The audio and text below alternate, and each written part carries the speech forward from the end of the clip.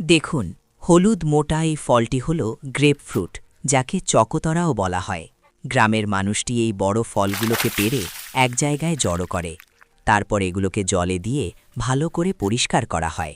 পরিষ্কার করার পর এদের হলদে বাইরের খোসা ছাড়িয়ে নেওয়া হয়। অদরকারি অংশ বাদ দিয়ে সাদা স্তরটি আলাদা করা হয়।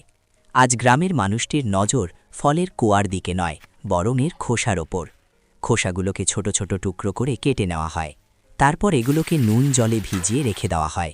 যখন এগুলো ভালোমতো ভিজে যায়, তখন জল চিপে আলাদা করে নেওয়া হয়। এবার এগুলো কড়াইতে দিয়ে ফোটানো হয়। টুকরোগুলো যখন নরম হয়ে যায়, তখন সেগুলো তুলে নিয়ে আবারও পরিষ্কার করা হয়। তারপর এগুলোকে ফুটন্ত চিনির রসে চাশনিতে দিয়ে দেওয়া হয়। ধীরে ধীরে রান্না করতে করতে চিনি শুকোতে শুরু করে এবং টুকরোগুলো ঝুরঝুরে হয়ে যায়। আর এভাবেই তৈরি হয়ে যায় চকোতরা ফলের খোসা দিয়ে তৈরি বিশেষ মিষ্টি।